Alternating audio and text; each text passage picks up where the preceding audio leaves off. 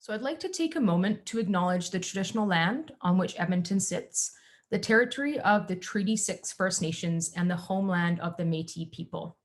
We would like to acknowledge and thank the diverse Indigenous peoples whose ancestors' footsteps have marked this territory for centuries, such as the Cree, the Dene, the Saulteaux, the Nakota Sioux, Blackfoot, as well as the Métis and the Inuit.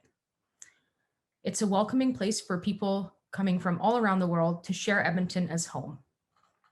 I know that this has likely been mentioned at other meetings and events over the past week, but I would also like to take a moment to recognize and reflect on the 215 remains that were discovered recently on the residential school grounds in Tk'emlúps to Sequip.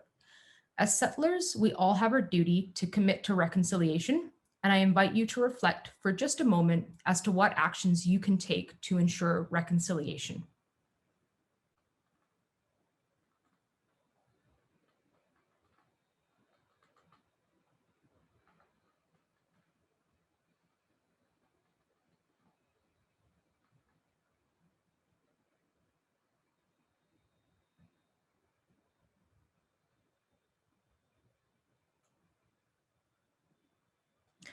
Thank you so much for taking that moment to reflect. It's my pleasure to welcome this morning Minister Pon, who is our Provincial Minister of Seniors and Housing, to bring greetings on behalf of the Government of Alberta and to celebrate Seniors Week. So I will pass it over to Minister Pon. Thank you. Well, thank you so much, Beth. Can you hear me? Great. Well, good afternoon, everyone, and thank you for kind introductions.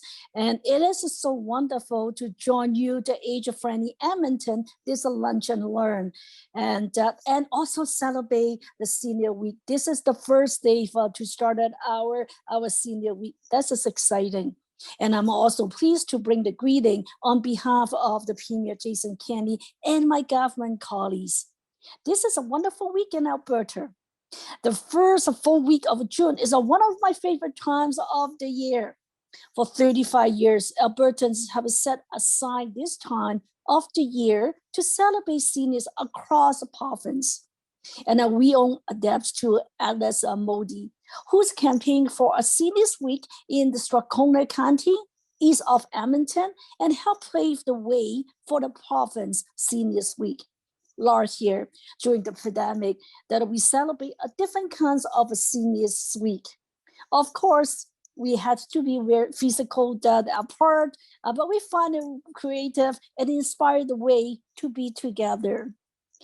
It made me so proud to see the parade driving past the seniors' homes, and there were so many wonderful virtual events as well. Seniors Week last year was no difference than today's when it comes to what this special week's all about.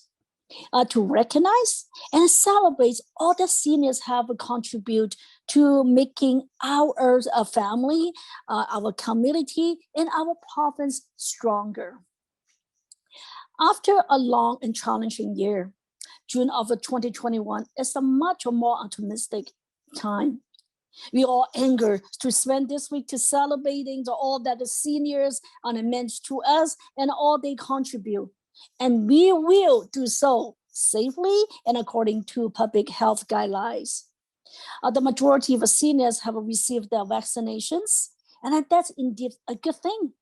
It is important to respect the health guidelines and also protect each other, especially the more vulnerable people. When many seniors have lived through the challenging time, and they have much to teach us. We have lost so many seniors this past year, and I send my sympathy to families and friends who mourn a loved one. Alberta seniors are diverse, with a lifetime of wisdom, experience, and knowledge to share, and we know they are resilient. As we continue to our efforts to mitigate the pandemic, we should salute so many seniors who have bravely endured this difficult time with grace and fortitude. During this Seniors Week, let's be together when we can and be safe when we are together. Enjoy the week, everyone, and thank you to all seniors for your lifetime of contributions to Alberta. Happy Seniors Week. Thank you.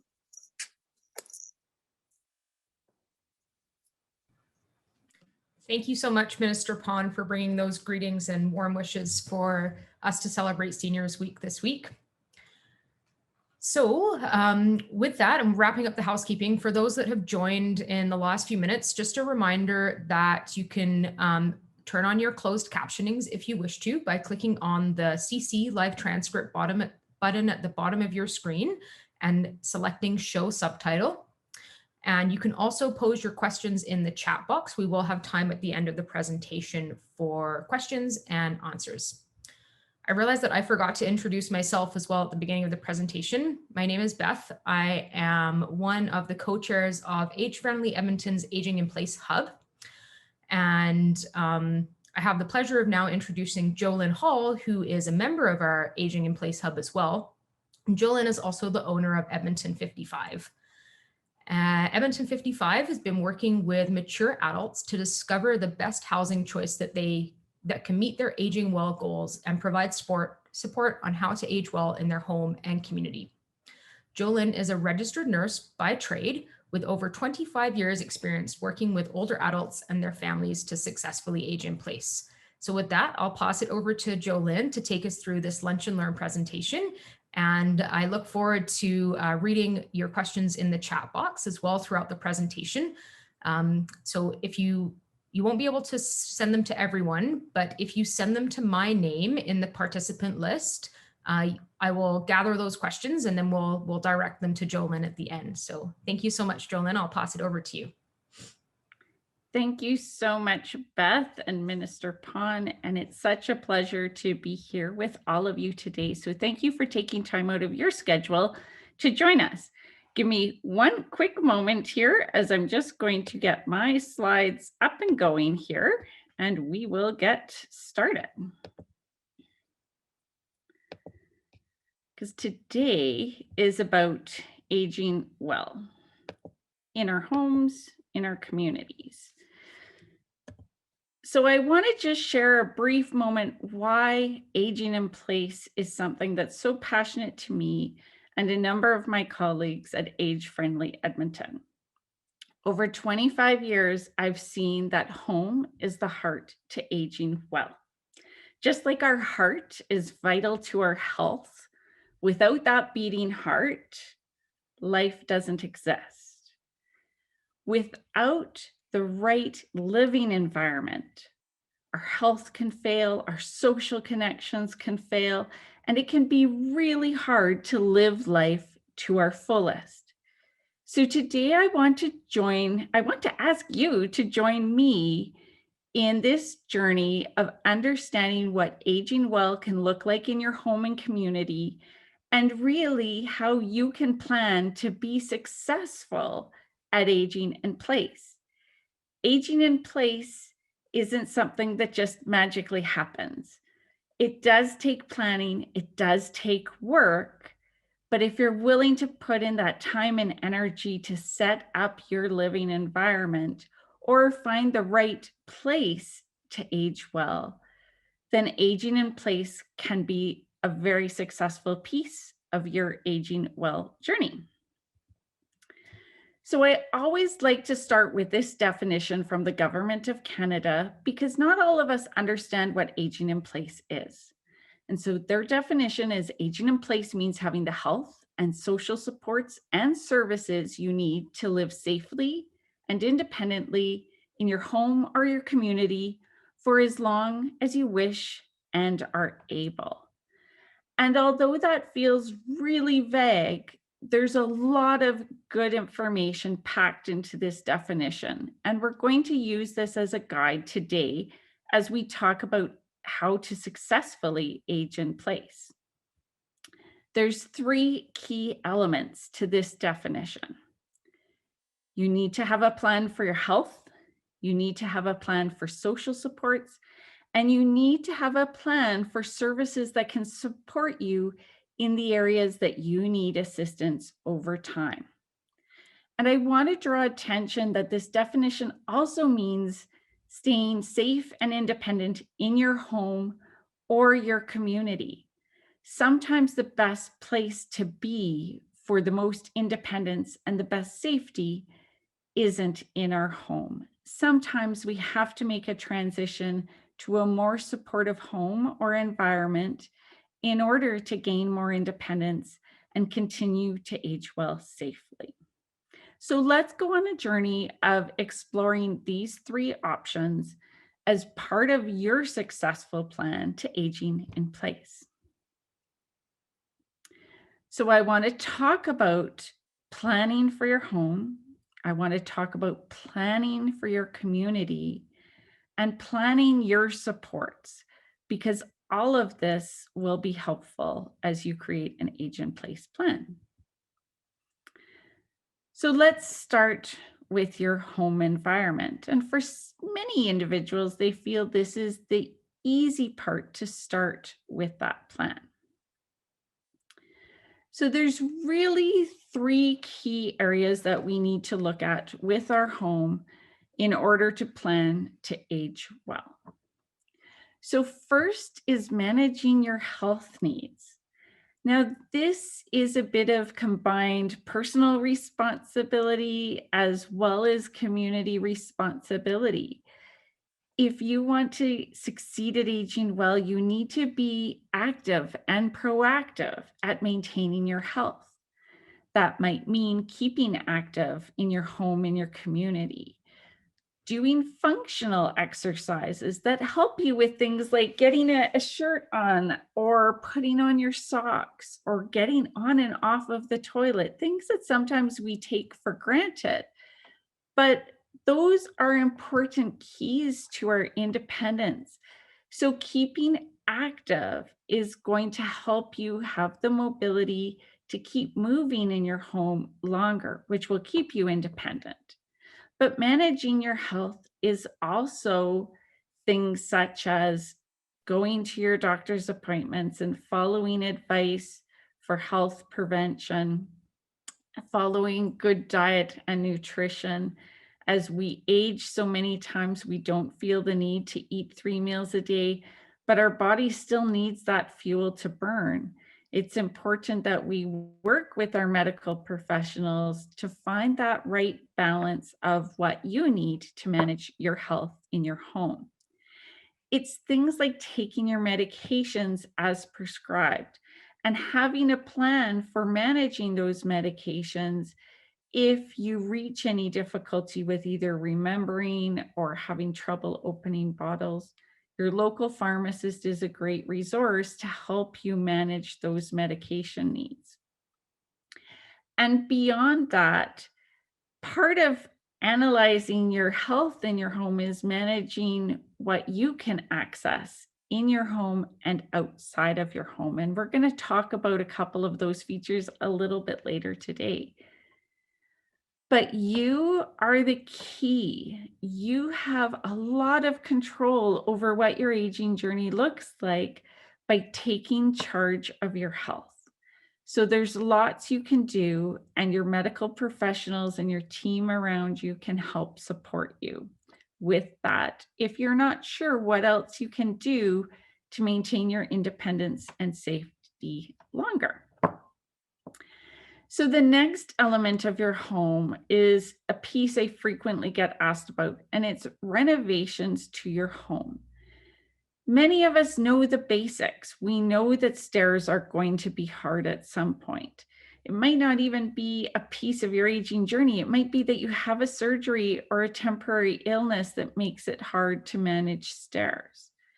So when we look at renovations, we want to look at a number of things. One is your ability to get in and out of the home. In Edmonton and area, unfortunately, a number of our homes have 3 to 8 steps out our front or back door. And these can be a barrier down the road to getting in or out of your house. So having a plan or knowing the costs to add a ramp, to add a lift, or something to that effect so that you can get in and out is important. Once we get inside of the home, ideally we want all services in that home on one floor. We want a bedroom, a kitchen, a living room, an eating space, a bathroom, and laundry room, ideally all on one level. Even if you're in a 2-story home, having those services on the main level means that if you can't manage the stairs to your 2nd story anymore, there are at least options that you could stay on that main floor until either renovations happened, a stair lift gets put in, or you find other accommodation. But at least you have a place to stay. Now, not all of our homes are designed for aging in place, with wide doorways that are at least 36 inches, with a 5-foot turning space if we had a walker or wheelchair in our kitchens and our bathrooms. And not all of us have a walk-in shower. So there's a lot you can do when you're healthy and well to plan and research what renovations are affordable and easy for you to do. What renovations are going to take some planning and some financial planning to do. There's a lot of easy things you can do in your home, whether it's just lever handles instead of the traditional twist ones for your faucets. A lever handle can be used from a seated position with a reacher, can be used for those with bad arthritis. Sometimes easy renovations can be changing the lighting and maybe using motion sensors at your front and back entrance. So if it's dark out, you can easily see. Sometimes it's little things like having a small table by your door so that you have a spot to put things down when you first come in, so that you can take on and off shoes and jackets easily and safely. And sometimes it's just moving furniture around so that you have an easier way to move around your home more safely, with less scatter rugs, maybe without coffee tables, so that you don't have those barriers in your way. So home renovations don't always have to be big, expensive fixes. There are some renovations that might be larger, such as a walk-in shower, moving laundry to the main floor, possibly widening doorways, or adding stair lifts or lifts in general to your home. But there's a lot you can do to make your home more accessible and safe for you quite easily and inexpensively. But the trick is you need to do those now while you're healthy and well. When you're lying in a hospital waiting to go home, that's not going to be the ideal time to make those changes. And the last piece of planning for your home is really managing technology in your home. I love all the Alexa, Google Home, Nest, different home technologies have actually really advanced. And so many of the older adults I meet with tell me that, well, that's just for the lazy generation that doesn't want to turn on and off their TV or their lights. And I actually want to challenge you on that, because most of this home technology is designed for our aging population. Most of this technology has been designed for those with disabilities and needing assistance in their home to actually gain more independence.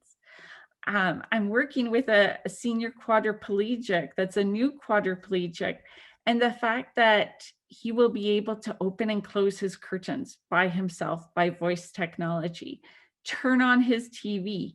He can even turn on his coffee pot or water his plants. So many things he can control without care staff there that give him that sense of independence. So I want you to embrace technology, to learn about technology, because technology can help you safely manage items in your home, such as turn on lights before you get up to go to the bathroom in the middle of the night. But technology can also help keep you connected. And we're going to talk about that a little bit more here as well. So planning for your community. Our community is just as important as our home in planning to age well. Not only do you have to be living in the right place to keep you safe and independent, but you have to feel safe and independent and connected in your community. So the 3 things I want to talk about in relation to your community is that no matter our age, we need to continue to develop passions. We need to continue to develop social connections and friendships. And we need to find ways such as transportation to keep connected in our communities. These are all quite vital. So let's start with developing our passions. You are never too old to learn something new. And this is the exciting part of aging. I have seen adults who are 86 learn that they have a natural talent for painting that they never knew about until they took that first art class at 86, and now are accomplished artists in their 90s. Music, people that have never touched a piano or a guitar or another instrument have learned in their later years in life that they have this crazy ability. Whatever it is you're passionate about, continue to find a way to be passionate about it or shift your passions. Sometimes our abilities change and we can't continue our hobbies and interests in the same way, but it doesn't mean you have to give up on them entirely. I once met an older adult in his 70s that was quite the accomplished painter of wildlife. And as the arthritis in his hand took over, and he was grieving the loss of the ability to paint in this intense detail, down to, perfect hairs on a bear and scales on a fish. It was amazing. As we started talking about what it could look like if he took up abstract painting. Well, he had never explored that or learned about it. So now he got to delve into the books and take courses. And he found a new appreciation where he could still paint, but now it was really different. So I want to challenge you to think about, what are your passions? What might need to change? Maybe you can't get on your knees and garden in the backyard anymore, but can you garden on your back deck in a garden box? Is there a way that somebody can assist you? What can you do to continue your passions? Because that's what makes our hearts happy. And that's part of what keeps us young at heart, because we need to have something to always look forward to. Social connections are so vital to being healthy and well. And I frequently hear from older adults that all my friends have passed away, or that their circle has gotten quite smaller of their friends. There's lots of ways and opportunities to continue to have connections and make friendships, because that community connection, we have learned more than ever over this pandemic, is so important to our health and well-being. We have seen people pass away in this pandemic with a broken heart, that from lack of touch, from lack of connection. So whatever you do as you plan to age well in your community, plan to keep connected. And I get it. I'm a shy person too. I'm happy to talk here in a group, but I'm not as easy to talk one-on-one with people. And so overcoming those as we age can be difficult. But I encourage you, whether you have conversations with your grocery clerk, whether you have conversations with your pharmacist as you pick up your weekly medications, as you strive to make new friendships on your street and in your neighborhood, continue to find ways to reach out and make social connections. I promise you, it is going to help for your health and well-being. And then let's chat about transportation, because transportation really takes on a couple elements. We are a car-based city. It's just a fact of life. We are quite spread out. We don't have a corner store on every corner that everyone can get to. So as part of planning your community, do you live in a neighborhood that you could walk to if you weren't able to drive? Could you get groceries? Could you get medication? Could you get to medical appointments? What would that look like? Because at some point we have to evaluate when it is no longer safe for us to drive.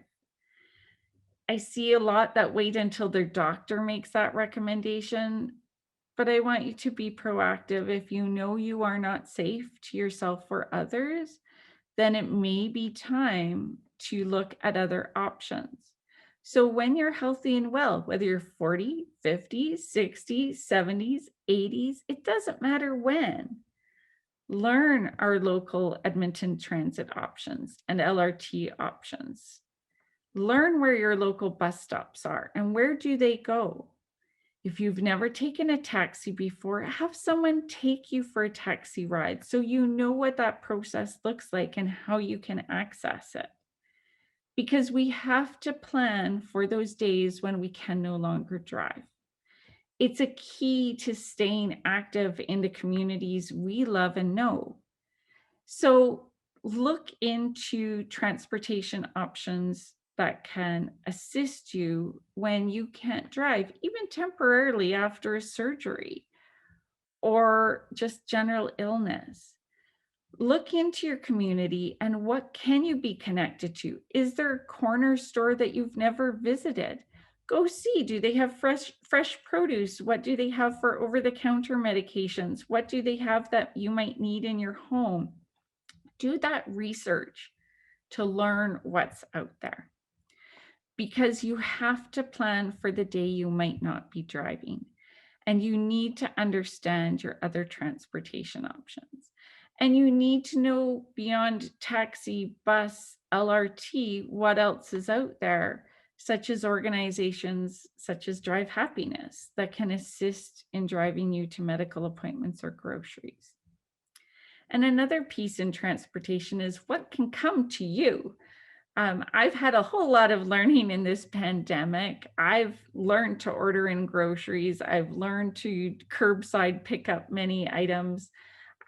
So what can you learn and engage in that might help you get items you need on a weekly basis if you weren't driving? Do that planning, and do that planning now, because that's what's going to keep you safe and independent in your home and in your community longer. So the third piece that often confuses people when we look at the aging in place definition is services. And what do we mean by that? And sometimes an easier way to phrase it is supports. What supports and connections do you have to help you succeed at aging in place? I want you first to explore your local community. So many times I see in our great community league newsletters, because we're so fortunate to have our connections with community leagues, you may have opportunities to see that there's a local electrician or a local furnace cleaning company or a local handyman or somebody doing lawns. It's important to understand what services and supports you can access right in your own neighborhood, because being connected and knowing those when you're in a time of urgent need, whether we've had a snowstorm and you've lost power and you've lost heat, and know who you can call to help you, or you've had surgery and you just can't get to groceries and need somebody to call upon. It's important to understand what's readily available in your community. Beyond that, have a list of other service providers. And this is everything. This is quite an exhaustive list, because it might be things like, who can you get medical supplies from if your pharmacy is closed? Who can you get home care services from if you need care and maybe you don't qualify for government home care? What are some private home care options, or you need more home care? Who can help you in terms of contractors for your home? A loose board on your deck, something not working with your locks, something with your furnace, your electrical, your plumbing. Have a list of service providers that you've already talked to, that you feel confident in their services, that you know you can call. But I also want you to look at additional services to help you with your independence. What's a housekeeping company you can call when you can no longer manage the cleaning of your home, whether it's one piece or the day-to-day cleaning? Who can you call for meal services? Whether you need grocery help, meal delivery services, or someone to prepare meals for you. Who can you call for laundry assistance? Who can you call for exercises in your home if you couldn't get out and need to keep active? What mobile health services can come to you? These days, there's mobile hairdressers, there's mobile optometrists, there's even mobile x-ray and mobile lab services.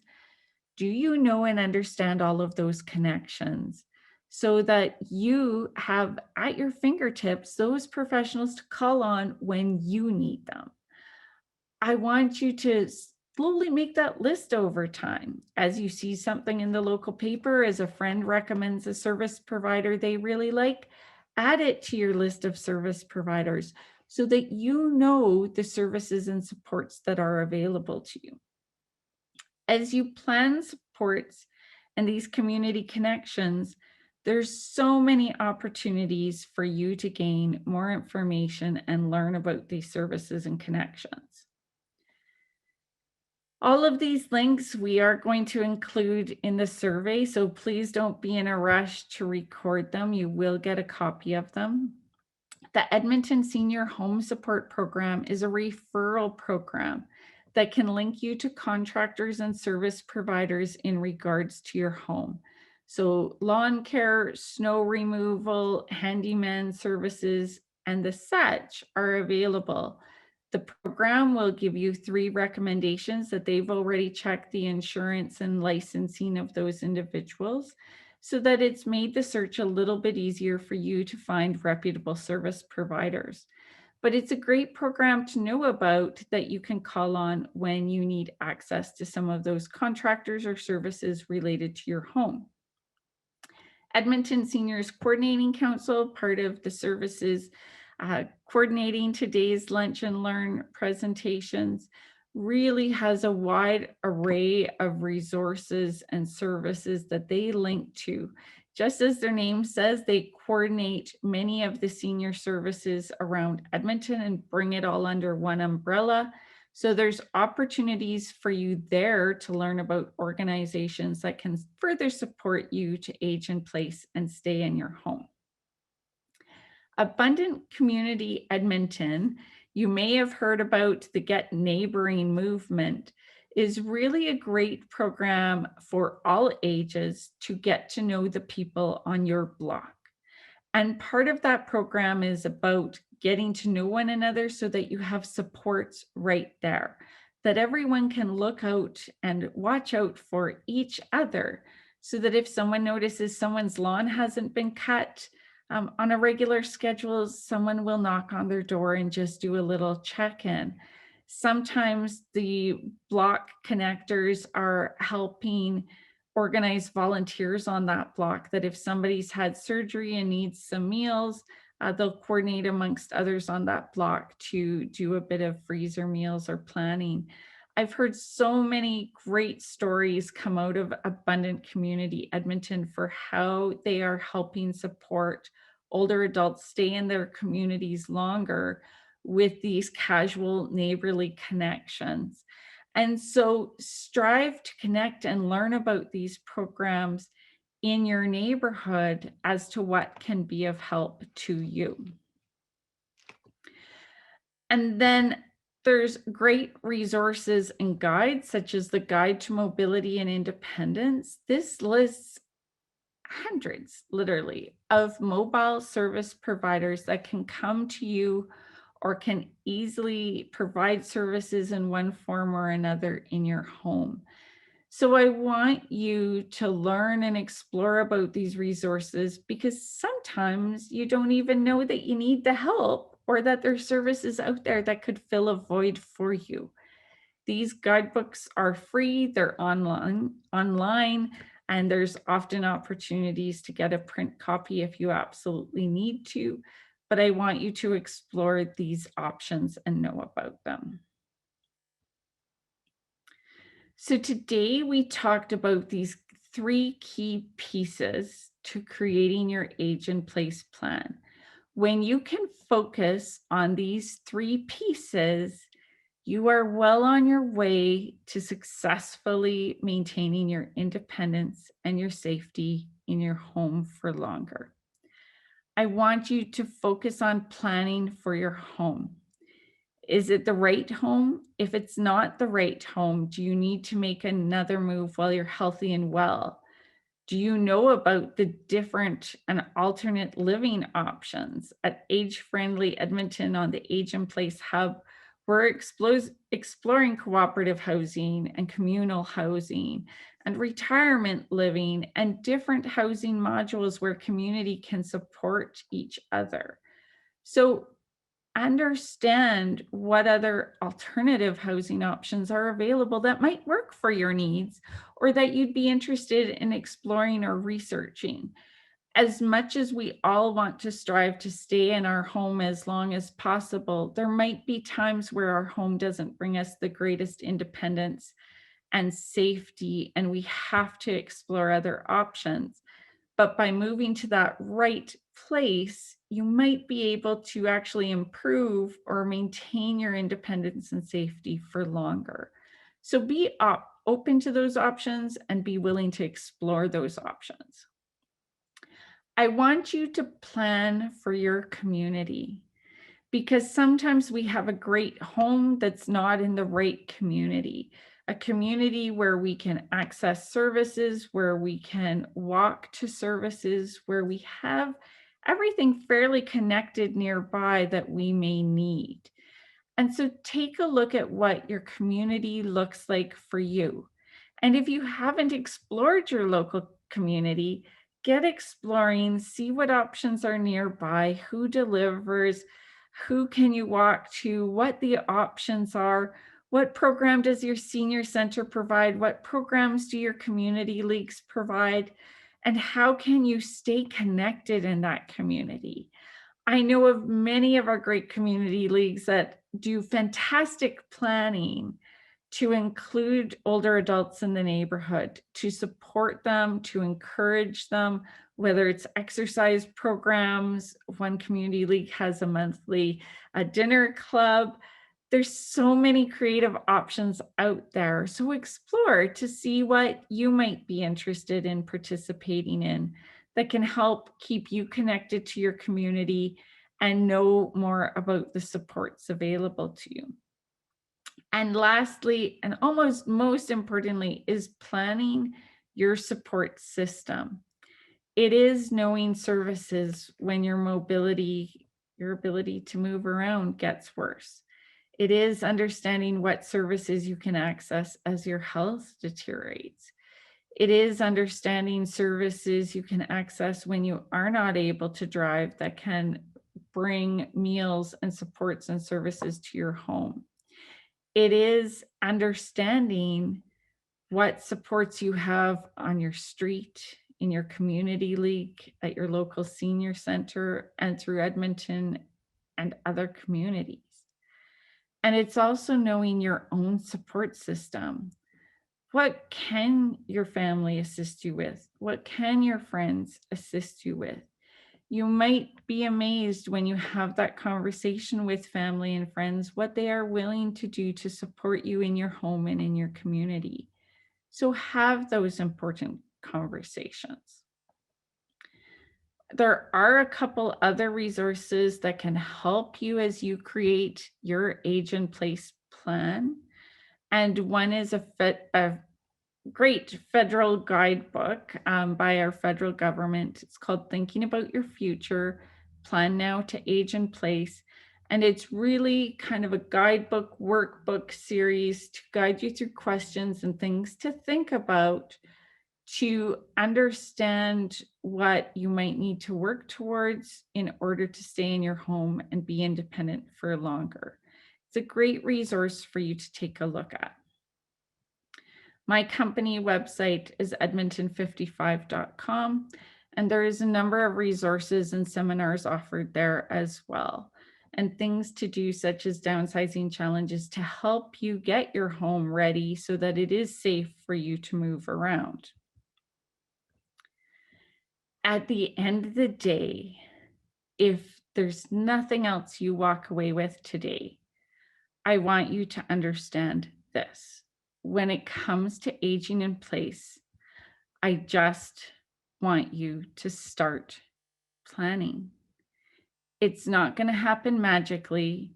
You have to do research. You have to have a plan. And sometimes that plan is plan A, plan B, plan C as your health changes or disease processes happen or you lose abilities. But those that plan can be successful at staying in their home and in their community far longer than those that don't have a plan, have a health crisis, land in hospital, and get told they can't return home because they haven't done the renovations, because they don't have the resources and connections. And I don't want that for any of you. At Age Friendly Edmonton, we are striving to educate all older adults to start planning to age in place. Little by little, you don't have to have this done this weekend or by the end of Seniors Week, but Seniors Week is a great opportunity to get you just thinking about what do you need to do in your home, your community, and to be connected to services that can help support you in aging in place and aging well where you live. Whatever small steps you choose to take, just take small steps forward. I have seen time and time again how older adults can be very successful at aging in their way, on their terms, when you put the planning and research into it, when you're healthy and well. So that is my wish for you this Seniors Week, that you take in the other presentations we have lined up, that you start planning about what aging well can look like for you, and that you create your individual plan to help you maintain your independence and your ability to successfully stay in your home and your community longer and happier and healthier. So I hope this has been helpful for you. If you have any questions, you can most certainly type them into the chat box, and Beth in just a moment will open those up and will be available for about 15 more minutes here to try to answer as many of those questions as possible. I just ask that you keep a lot of personal details out because this is a recorded presentation, but just let us know sort of what thoughts you have. As this changed your vision for aging well? Is this changing how you plan to age well? And if you have questions we can't address today or we haven't had time to get to, you can email myself or anyone at Age Friendly Edmonton at agefriendly@edmonton.ca, and we'll do our best to answer those questions after the seminar. So I'm just going to stop sharing our screen here.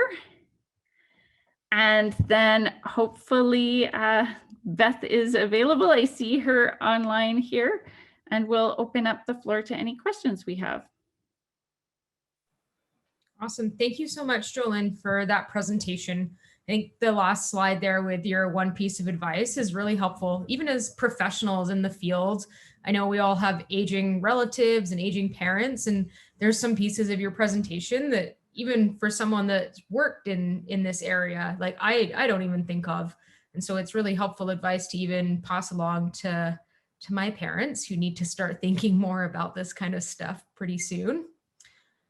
Okay, so just a reminder, please place your questions in the chat. I have one question here that I'll get started with, but I'll let everyone else take some time to put their question in there as well. We have probably about 10 minutes for Jolene to answer a question. So the first one here, which I think is really important, if you can't afford renovations to your home, how can you successfully age in place? So I'll pass that back over to Jolene.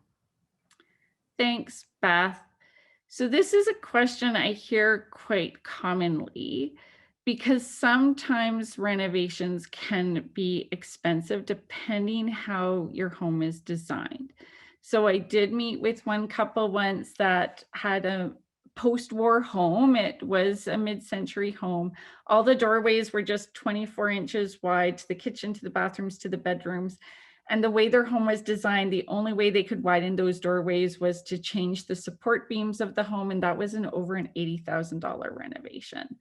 And in their lifestyle, that wasn't something that was possible. So when you're dealing with large renovations that might not meet your needs, or that you feel financially just are with beyond your means, I always ask people to take a look at what are the limitations of your home then. So for that couple, as an example, they knew without the widened doorways, if they ever had a walker or a wheelchair, they couldn't manage in that home. So they at least knew that limitation of the home, and they knew the signal that if their ability to walk and move around starts to change at all, that they need to shift where they live.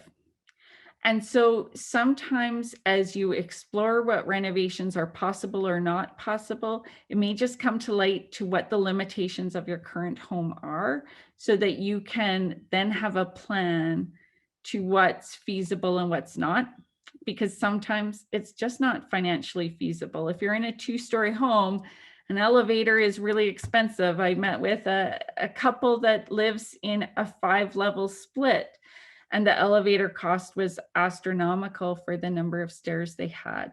So you might just need to know where the limitations of your home lie and what could be the next right move. Is it a smaller home? Is it a bungalow? Is it a condo? Is it retirement living? Is it a different living environment? Is it with family? What could that look like? Yeah, thanks for that, Jolyn. I know that there's also quite a few different subsidy programs out there as well for different types of renovations. I'm wondering if you could talk a little bit more about that as well in relation to that question. Yeah, so the grants programs change quite frequently. There is federal and provincial grants, and usually they have a very specific purpose. So sometimes they are tied to a current disability that you may have. Sometimes they are tied to planning in advance some renovations.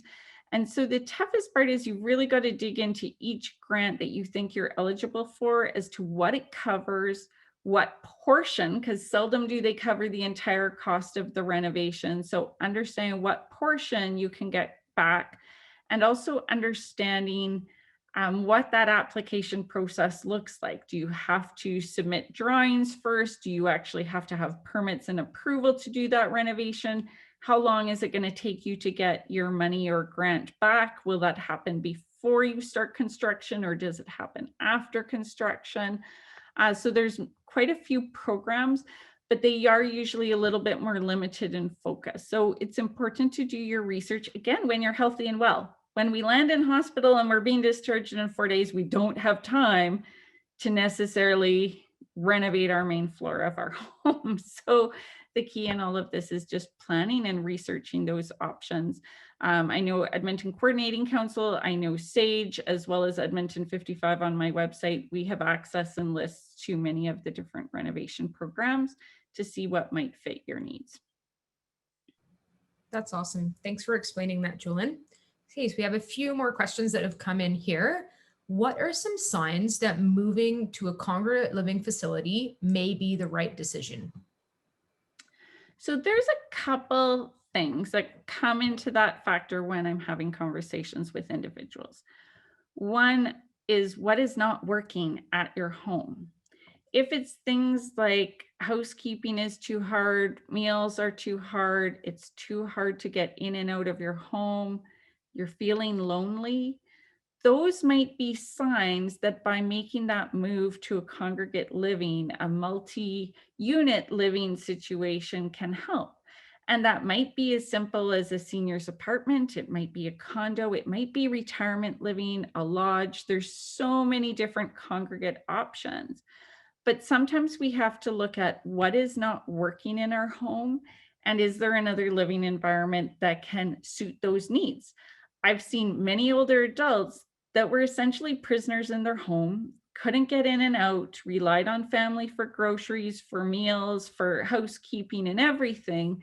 And they were declining and quite not independent any longer. And by making the move to the right congregate setting, they're in a state where they can walk to coffee every day. Meals come to them. They have a new lease on life because they've got social programs and activities on there. And sometimes that resistance to leave our house doesn't make sense when we can gain independence in a different environment. So our environment really does sometimes hold us hostage, and that's where we have to do a lot of self-reflection to see, is a different living environment going to give me more opportunities to be safe and independent? Because that might be the key to independence longer. Perfect. Thanks for that. I have another question here, and I don't know, Jolene, if you're going to be able to answer it. 'Cause it says, we live in a rural area, so wondering about community support in Lamont County. So I know oftentimes in this field, there's a big difference between people that live in urban settings and the resources available compared to rural settings. So I'm not sure if you have any comments or suggestions about people perhaps living in more rural areas and some specialized tips for them specifically. So rural is tough, and it mostly comes down to space because we might be on farms, we might be on acreages, so our ability to have services to walk to can be really limited. Our ability to have services by delivery can be really limited. So what I usually suggest to those in rural areas is connect with your family community and social services, FCSS. Pretty much all of the more rural centers have an FCSS office, and they often have a list of available resources in that county area. So Lamont FCSS would probably know what options you have for meals. Is there a church in the area that you can pick up meals from? Is there programs that can help you with lawn or snow removal, things of that nature? And then again, it's kind of going back to looking at your living situation. What are your limitations? So my parents in their 70s just moved off their acreage last year because in this sector and hearing my conversations all the time, my mother doesn't drive, my dad's health was changing. They knew that there would come a point where my mother would need to be more of a caregiver to my father, and they made a plan to make a move into the city earlier. It might not be into the big cities. You might not need to move from Lamont into Edmonton, but maybe, into a smaller community that has more resources. But sometimes we have to be realistic, or sometimes we have to analyze our financial plan going, if I'm going to hire in lawn and care services and some extra home care services and meal services, can I financially sustain those services to come and deliver in my area? And that might be possible, but you have to get creative when you're in a rural area to see what will work for you. That's perfect. Thanks so much, Jolene. There was a comment from someone directed to me, more of a personal story, but I think the take-home message from this was a good tip is to have your green sleeve and personal directive well thought out and an agent you trust to handle helping out these things. So I don't know if you can speak any more to those two pieces as well.